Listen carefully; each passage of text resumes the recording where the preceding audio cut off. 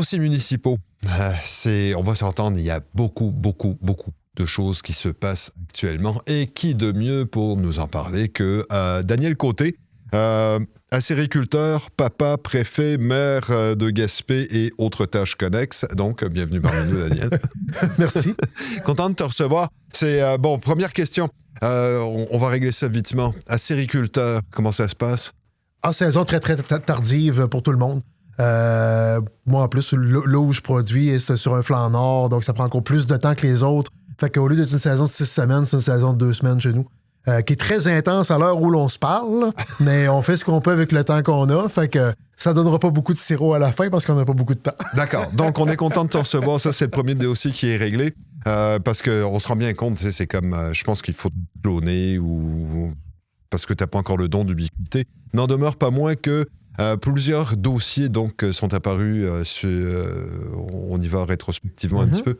Dans un premier temps, on a vu toute cette histoire concernant... on va commencer, tiens. On va régler ça tout de suite. Chefferie à la CAQ. C'est... Christine Fréchette, tu l'as félicité d'ailleurs. Bien sûr. Comment est-ce qu'on entrevoit justement la dynamique avec Christine Fréchette qui était venue faire un tour à Gaspé il y a quelques temps?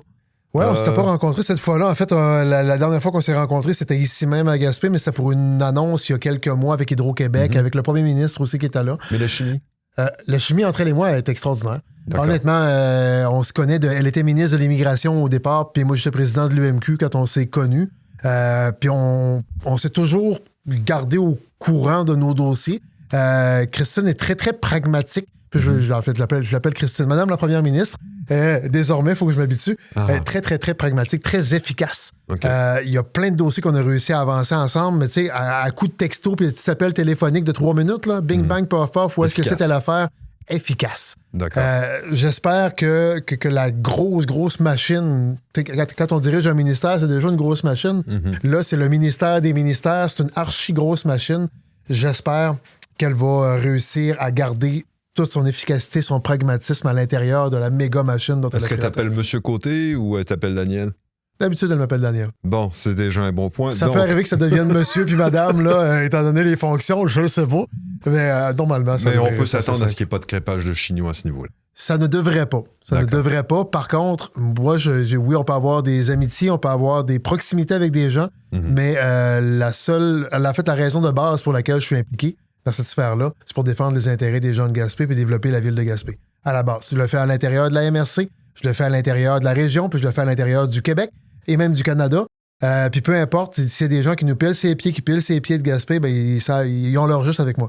C'est ça. Puis pour le meilleur et pour le pire. Il y en a qui haïssent ça. Je me suis fait un nom en politique, autant pour le meilleur que pour le pire. Il y a du monde qui m'haïsse, il y a du monde qui m'adore. Mais moi, je suis pas là pour me faire aimer ou pour me faire haïr. Je suis là pour que ça marche. Puis quand on pile ses pieds de Gaspé, ben ils savent ma façon de penser. Fait que autant, puis il n'y a pas de parti politique. Là. Je me suis crêpé le chignon avec le PQ, je me l'ai crêpé avec les libéraux, je me l'ai crêpé avec la CAQ. Peu importe c'est qui est à la tête, si ça marche dans le sens que je veux, j'applaudis. Si ça marche pas dans le sens que je veux ou qui est bon pour notre Gaspésie, ben ils savent aussi. D'accord, donc tu as plein d'amis, c'est correct. Ce qui est certain, et quelques ennemis. Donc, ça, c'est moyenne au bateau, on va dire que c'est positif. Je pense que oui. Pour en revenir au plancher de nos vaches, ici, en fait, un des dossiers qui a comme pas mal bousculé sur les réseaux sociaux, c'est toute l'histoire du camp Été Jeunesse Gaspé, camp de jour. Là, on parle d'un terrain de jeu. Là, il y a eu... Il y a plusieurs camps de jour à Gaspé. Qui n'ouvrent pas les inscriptions en même temps. Oui. Et là, Été Jeunesse Gaspé a ouvert les inscriptions en 2 minutes, c'était fini. Oui. Et là, il y en a qui n'étaient vraiment pas contents. Les pauvres bénévoles qui tiennent ça à bout de bras se sont retrouvés à se varloper, mais carrément. Ma première question, c'est, la municipalité a décidé d'intervenir là-dedans. Comment? En fait, on va faire un pas de recul. La manière dont ça s'est fait, la manière dont des gens ont réagi est totalement déplorable. Je vais le dire de même. Là. Certaines personnes, en tout cas. Certaines personnes. Des gens, certaines personnes. On s'en prend pas des bénévoles. En fait, à moins que tu sois toi-même le champion des bénévoles, tu peux peut-être te permettre de critiquer un autre bénévole, mais si tu es assis dans ton salon à juste requérir des services de la part de bénévoles, sans lever le petit doigt pour faire ta part, Chut, reste calme. Je comprends que c'est pas satisfaisant. Offre ton aide, participe, effectivement. Et d'ailleurs, c'est l'une des avenues qui pourrait être explorée à très court terme, là. Je veux dire, parmi les nombreux parents insatisfaits de l'offre actuelle, s'il y a quelqu'un qui veut partir une nouvelle organisation, on va les aider, là. Il semble y avoir, à Brûle-Pourpoint, on n'a pas fini de documenter la question, mais à Brûle-Pourpoint, il y a quelques dizaines d'enfants qui se retrouvent sans camp de jour à l'heure où l'on se parle. On va travailler avec l'offre actuelle, donc avec Été Jeunesse, avec les Renardeaux à Rivière-Nord, avec le camp de jour à Saint-Maurice, avec celui du Musée de la Gaspésie, celui de l'École de voile, il y a celui de l'École de danse. Il y en a au moins 6 actifs sur le territoire présentement. La plupart sont menés à bout de bras par des bénévoles. On travaille avec eux à essayer de renforcer l'offre de ces organismes-là. Mais il y a déjà eu d'autres terrains de jeu. Là. Il y en a déjà eu à Lanceau-Griffon, il y en a déjà eu à Saint-Majorique. À Saint-Majorique, d'ailleurs, c'est là où mes grands jumeaux de 20 ans allaient quand ils étaient petits. C'était quand même un des plus gros du territoire. Je pense que c'était le 3e plus gros après Gaspé et Rivière-Nord, c'est à Saint-Majorique. Il y en avait un à Douglastown. Bref, il y en avait à plusieurs endroits. Il y en a plusieurs qui ont fermé, entre autres en raison de l'essoufflement des bénévoles, puis aussi en raison de la critique de parents à l'égard des équipes bénévoles qui offraient le service. Bref, c'est pas facile. Ceci étant, on a quand même une belle grosse offre sur le territoire. Elle n'est pas suffisante. Tout comme les places en garderie ne sont pas suffisantes. Tout comme des fois, on va aller à l'hôpital puis on va avoir des heures et des heures et des heures d'attente à l'urgence parce qu'on n'a pas... Tous ces endroits-là n'ont pas nécessairement la main-d'œuvre requise pour offrir le service dans l'instantanéité. Par contre, pour revenir au camp de jour, il y a des avenues qui sont possibles en renforçant l'offre des camps actuels. Le rôle de la ville est de supporter les camps. On les supporte financièrement, on les supporte techniquement, notamment au niveau des formations, etc., pour les moniteurs. Bref, on va continuer d'être un partenaire. Dans ce cas-ci, si les camps de jour du territoire sont capables d'avoir des moniteurs, donc d'avoir de la main-d'œuvre. La base, ça prend des moniteurs. On ne peut pas mettre un moniteur pour 50 enfants, les jeunes ne seront pas en sécurité. Fait que ça prend une offre qui est sécuritaire. Puis la sécurité en camp de jour est normée par des règles québécoises aussi. Donc, si on a des moniteurs puis qu'il manque du cash, la ville est capable d'allonger du cash pour satisfaire le besoin. Est-ce qu'on peut supporter pour essayer de trouver des moniteurs, ce genre de choses? Parce qu'on s'entend, c'est pas facile à trouver des moniteurs, puis des moniteurs, faut les former, il faut les qualifier. Effectivement. Ce qui fait que, est-ce qu'il y a des solutions possibles de ce côté-là? C'est très peu évident, dans le sens que quand on est rendu au mois d'avril, la plupart des étudiants, en fait, les moniteurs, la plupart sont des étudiants collégiaux ou universitaires. La plupart ont une job d'été rendu au mois d'avril. Effectivement. Fait que, est-ce que quelqu'un va sacrifier une job d'été pour aller s'occuper de des kids dans des camps de jour? Il y a des jeunes qui trippent bien raide d'être moniteurs. Mais c'est quand même pas la job d'été la plus facile, la plus reposante. D'être tout seul pour s'occuper de 10, 12, 15 jeunes avec d'autres partenaires autour. Puis oui, les plus vieux jeunes dans les 15 jours donnent un coup de main. Ils vont accompagner les plus jeunes. Donc, il y a une entraide là-dedans et tout ça. Mais quand même, c'est une tâche qui est quand même assez importante pour des jeunes. Il y en a qui trippent. J'en ai connu des moniteurs qui trippaient leur vie. Ils auraient fait ça toute leur vie. Il y en a là-dedans qui sont devenus enseignantes d'ailleurs, parce qu'ils trippent sur le fait d'accompagner les jeunes. Mais c'est pas tout le monde qui le voit de même. C'est quand même une tâche qui est assez lourde. Et là, on est un peu à la dernière minute pour faire du recrutement. D'où l'offre tendue à des parents pour s'impliquer. S'il y en a qui veulent donner un coup de pouce, s'il y en a qui veulent partir un nouveau camp de jour. Il y en a qui ont fermé, il y en a qui ont ouvert dans les dernières années. En fait, il y en a eu plus qui ont fermé qu'il y en a qui ont ouvert. On se cachera pas. Mais c'est pas simple, parce que c'est beaucoup de paperasse, c'est beaucoup de travail en arrière-plan. D'où le fait d'aller pas critiquer les bénévoles qui font le travail. Voilà. Et d'ailleurs, ça, c'est une question que je me suis posée quand j'ai vu que Été Jeunesse Gaspé avait ouvert donc les inscriptions, c'est parti comme ça. Ouais. Mais en même temps, les autres camps de jour n'ont pas ouvert les inscriptions en même temps. Est-ce qu'il est possible que, comment dirais-je, puis là tu vas me dire, j'en demande beaucoup à la ville, mais est-ce qu'on pourrait coordonner justement de façon à ce que les différents camps de jour ouvrent les inscriptions en même temps, de façon à ce que ça ne soit pas ce raz-de-marée sur la pauvre équipe de bénévoles du camp Été Jeunesse Gaspé? Peut-être qu'un travail de coordination qui pourrait être fait. Je n'en prends pas d'engagement parce que je ne prendrai pas d'engagement à la place des nombreux comités qui s'en occupent. Là. Mais ça pourrait peut-être. En tout cas, pour éviter justement ce mouvement de masse qui crée une pression qui est totalement intolérable. Peut-être. Il y a peut-être un effort de coordination à faire avec ça. Est-ce que c'est du côté de la ville? Est-ce que c'est du côté de la MRC qui a déjà mis le nez dans les dossiers de 15 jours aussi? Est-ce qu'on est capable d'avoir une coordination qui dépasse le cadre de la ville? Peut-être que oui aussi. Là. Élément de réflexion. D'accord. Quoi qu'il en soit, pour le moment, il y a un questionnaire qui est en circulation. Effectivement. Donc, on documente le besoin de façon précise pour être capable de trouver les meilleures solutions possibles. Loin de moi l'idée de promettre une place à chaque enfant pour l'été qui vient. Là. J'ai pas de baguette magique. Je peux pas inventer des moniteurs. On est capable peut-être de trouver de l'argent. Là. L'argent, ça se trouve. Ça, c'est jamais le plus gros des problèmes quand on parle de quelques milliers ou quelques dizaines de milliers de dollars. On est capable de trouver ça. C'est pas des millions. Là. Ça coûte pas des millions ou des milliards. Là. C'est pas beaucoup d'argent versus le besoin. Mais est-ce qu'on a des moniteurs? Est-ce que nos organisations sont capables d'en prendre plus large? Je veux dire, une organisation qui a 4-5 bénévoles à la tête qui sont impliqués, est-ce qu'ils sont capables de chapeauter davantage de moniteurs aussi? Il faut penser à ça aussi. Là.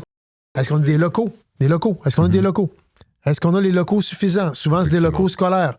Puis des fois, il y a une partie... En fait, les relations ne sont pas toujours faciles entre les organismes et le réseau scolaire. Est-ce que... où est-ce qu'on a des locaux pour les mettre, ce monde-là? Bref, c'est tout ça, c'est compliqué. Là. En tout cas, c'est pas simple, mais il n'en demeure pas moins qu'il va falloir trouver une solution rapidement. Effectivement, puis on y travaille. Voilà, bon. Autre sujet qui retient mon attention, ça s'est passé au conseil municipal récemment. Puis on va faire ça vite parce que je sais que tu es super occupé. N'en demeure pas moins, bâtiment Robert Rivière-au-Renard. Donc la ville en a fait l'acquisition. Plus récemment également, il y a un règlement pour obliger les propriétaires à entretenir les différents bâtiments. Là, je suis passé à travers la liste des bâtiments patrimoniaux. C'est une liste qui a été faite en 2021 par la MRC. Ouais. On parle de plus de 300 bâtiments qui appartiennent à toutes sortes de propriétaires. Tout à fait. Des privés, de la municipalité, gouvernement du Québec, gouvernement fédéral, Alouette et compagnie. Dans un premier temps, le bâtiment à Rivière-au-Renard, l'ancien bâtiment Robin, donc, pour le moment, ça n'a pas l'air de grand-chose. J'ai l'impression qu'il y a eu des rénovations qui ont été faites au fur et à mesure qui ont enlevé un petit peu de cachet à l'endroit. Tout à fait. En fait, c'est un bâtiment qui est passé de main privée à main privée avec des restaurations sans nécessairement respecter le cachet patrimonial du bâtiment. C'est un bâtiment qui date de quelque part entre les années 1840 et 1860. Rough, on n'a pas l'année précise de construction, puis il y a des annexes sur le bâtiment. Là. Mais pour avoir visité l'antre du dragon, on y trouve des poutres taillées à la hache dans les entretoits, des grosses poutres. Il y a une richesse patrimoniale là-dedans qui est importante à préserver. Par contre, si on passe à côté et qu'on voit que c'est du clapboard de vinyle sur les murs, vendeur. Ça fait rien que moyen pour un édifice patrimonial. Donc, la ville s'en est portée acquéreur il y a quelques années déjà. Pas très cher, à peu près, en fait, en deçà, je pense, du prix réel du marché. Puis, l'objectif était de greffer ce bâtiment-là au projet de la capitale des pêches. Fait que la capitale des pêches, vous avez vu, le projet est fait, la tour d'observation, le promenade en bord de mer, l'aire de jeu pour enfants, Alouette. Donc, on a mis ça beau. Puis, il y a ce bâtiment-là qui est juste à côté de ce qui est beau. Donc, on veut remettre le bâtiment beau, lui aussi. Pour s'intégrer dans le paysage effectivement. Touristique. Le bâtiment s'en sert déjà pour Cap au large présentement, qui est l'animation multisensorielle où on simule une présence à bord d'un bateau de pêche. Et j'invite d'ailleurs les gens qui ne l'ont pas encore découvert à aller découvrir ça. Là. C'est beau, bon, pas cher, là, puis c'est pas super long non plus, mais c'est une expérience assez extraordinaire à vivre. Surtout si on n'a jamais embarqué sur un bateau de pêche de notre vie, là, c'est à découvrir. On ressort un petit peu mouillé, là, mais pas tant que ça, pas tant qu'un vrai pêcheur. Sans mal de mer, non? Quand on parle de multisensoriel, c'est que oui, on se fait un petit peu éclabousser, puis on se fait brasser. On ne se fait pas brasser tant que ça. Ceux qui sont très sensibles vont peut-être sortir avec le mal de mer. C'est pas mon cas, là. Moi, je trouvais ça très soft, là, parce que j'ai déjà navigué sur des eaux pas mal plus tumultueuses. Mais ceci étant, expérience extraordinaire, c'est à l'intérieur de ce bâtiment-là. Mais le bâtiment, il est énorme. Qu'est-ce qu'on fait avec ce bâtiment-là? On a un comité de bénévoles du village. La Corporation de la capitale des pêches, justement, anciennement Corporation de développement de Rivière-au-Nord et Groupe Beau Village, qui ont fusionné. Cette organisation-là va nous aider à chapeauter les besoins, etc. Donc, on a une firme d'architectes qui va aller documenter les besoins, qui va aller nous faire un carnet de santé du bâtiment, puis on va ensuite définir qu'est-ce qu'on fait avec ce bâtiment-là. C'est quoi les usages? On sait qu'il y a des besoins dans le communautaire. On sait qu'il y a des besoins. En fait, on pourrait faire de la valorisation touristique. Moi, je rêve toujours d'une idée genre d'écono-musée ou quelque chose du genre où on a plein de produits de la mer d'une qualité extraordinaire à Rivière-Nord. Oui, on a des poissonneries, mais la mise en valeur en forme écono-musée, en partenariat avec les privés, il y a quelque chose peut-être à travailler de ce côté-là. On sait qu'on travaille sur un projet de liaison maritime. Est-ce qu'on est capable de se servir de ce bâtiment-là à travers ce projet-là aussi? Peut-être. Bref, il y a une réflexion globale à faire sur les usages de ce bâtiment-là. Le dernier usage connu était de la restauration. Donc, il y a des équipements de restauration à l'intérieur qui pourraient peut-être avoir une deuxième vie. Tous les équipements sont demeurés à bord quand on a acquis le bâtiment. Donc, c'est déjà aménagé pour faire de la restauration. Est-ce qu'on est capable d'en louer un bout, par exemple, à un privé pour avoir un petit café-resto dans ce coin-là? Autrement dit, à ce stade-ci, on est en train d'explorer toutes les idées éventuellement. Exact.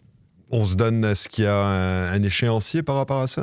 Je me rappelle pas l'échéancier précis, ce serait mentir de l'avoir, mais de mémoire, ce serait d'ici la fin de l'année, on pourrait avoir une très bonne idée. Se faire une tête sur l'état de la situation. Exact. L'état de situation, autant du côté de la qualité du bâtiment, autant sur les usages à venir. Puis si les travaux de réflexion ne sont pas finis d'ici la fin de l'année, on ne se mettra pas une obligation de date à l'heure où l'on se parle.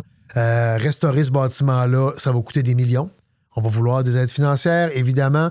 Mais combien de millions, je peux pas vous le dire parce qu'on ne sait pas les usages, puis on ne sait pas exactement ce qu'on va en faire. Nous, on a fait sortir des croquis de ce que ça pourrait avoir l'air.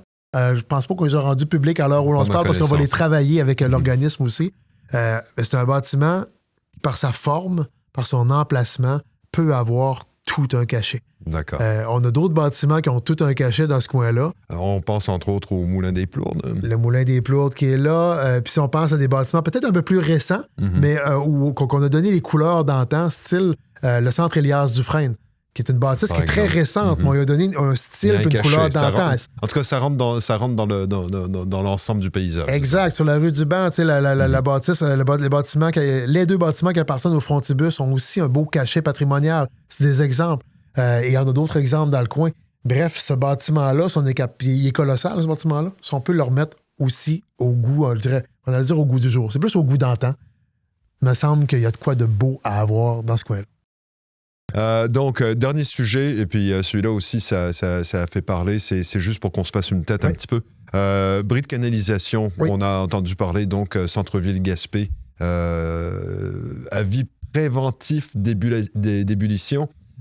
Mais puis tu me corriges si je me trompe, on a le sentiment qu'au niveau de l'aqueduc, ça pète d'un peu partout. Est-ce juste une impression? C'est pas juste une impression. Le réseau est âgé. C'est un réseau à la base qui date des années 40, 50, 60. C'est une certaine espérance de vie. C'est exactement. Puis il y a bien des sections. En fait, il y a des sections qui ont été refaites. Là. On va regarder le positif aussi. Là. D'un côté plus négatif, il reste beaucoup de sections à refaire. Côté plus positif, il y a des belles sections de refaites. Dans les côtés extrêmement positifs, les sources d'alimentation en eau ont été modernisées aussi dans les 10 dernières années. En fait, il y a à peu près 10 ans. Ce que ça a donné comme résultat, c'est que là, je comprends l'inconfort des gens de devoir faire bouillir leur eau pendant 3-4 jours. Là. Mais rappelons-nous qu'il y a 8 ans, maximum 10 ans, il fallait faire bouillir l'eau pendant au moins 1 mois à chaque printemps. Il fallait la faire bouillir chaque fois qu'il pleuvait abondamment. Il fallait la faire bouillir plusieurs fois par année pendant des jours et des jours. Puis c'était pas juste préventif, là. C'était curatif, là, parce que l'eau était brune dans les conduites. Fait que, disons qu'on est conscient que présentement, il y a un inconfort. Est-ce que l'eau est contaminée? Honnêtement, j'en doute, mais j'ai pas le droit de dire ça, mais j'en doute. Ce qui est arrivé, c'est dans le fond, il y a une grosse conduite principale qui a pété. À l'intérieur, il a pu s'infiltrer de l'air ou peut-être d'autres contaminants naturels, mais il n'y a pas de chance à prendre, exactement. Fait que si l'eau est devenue brouillée, ce qui est rentré de l'eau, il est rentré de l'air à travers l'eau, et c'est ça qui fait brouiller l'eau. Mais l'air, on ne peut pas garantir la totale innocuité de l'air à l'endroit précis, au moment précis où ça a pété, et durant les travaux qui ont été faits par nos équipes. Donc, de manière préventive, c'est obligatoire de faire bouillir l'eau. On attend les résultats des tests de laboratoire pour garantir l'innocuité, garantir qu'elle est parfaite. Je suis à peu près convaincu que ce sera le cas, mais je ne peux pas dire aux gens, buvez-la sans risque. Il faut quand même la faire bouillir de façon préventive, tout simplement. Mais on est loin des cas qu'on vivait il y a 8-10 ans et depuis des décennies quand on s'approvisionnait à l'intérieur de la rivière Saint-Jean. Fait que bref, on est conscient. Mais il faut juste se dire que c'est pas mal moins pire que ça a déjà été. Et ça va continuer d'être de moins en moins pire parce qu'on a une programmation de réfection des canalisations, des conduites, là. Une programmation qui va peut-être durer encore 10, 15, 20 ans, je n'en sais rien. De toute façon, mais petit à petit, on rénove le réseau. Puis on s'entend que de toute façon, un réseau, c'est comme n'importe quoi, ça s'entretient. Donc, il y a toujours des mises à jour à tout faire. Refaire à neuf demain matin, j'ai pas le chiffre exact, là, mais on parle de plusieurs dizaines de millions en tout cas, de dollars. si ça peut te rassurer, tu n'es pas la seule municipalité au Québec qui a des problématiques à ce niveau-là. Ah non, tout le monde en a. Il y a un déficit d'entretien d'infrastructure en eau au Québec qui chiffre autour de 50 milliards de dollars, si ma mémoire est fidèle. 50 milliards. Oui. Voilà. Ça fait Ça, c'est juste un déficit. Daniel, je te remercie beaucoup. On est toujours content que tu viennes justement nous expliquer, nous donner un petit peu le contexte des choses, puis nous raconter tout ça. On essaie de se faire ça une fois 2 semaines, max. Ça serait vraiment bien, parce qu'à chaque fois, j'accumule, puis ton directeur des communications manque faire un infarctus à chaque fois. Quoi qu'il en soit, merci encore, puis on va te laisser retourner à tes activités de sériculteur, papa, préfet, maire de Gaspé et autres tâches connexes. Il y en a plusieurs. Merci. Salut.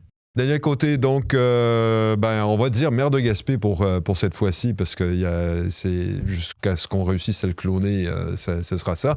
Ce qui fait qu'on va espérer recevoir Daniel Côté sur une base plus régulière, peut-être, de façon à ce que j'ai pas de tendance à m'éparpiller autant. Ça fait que à la prochaine, Daniel.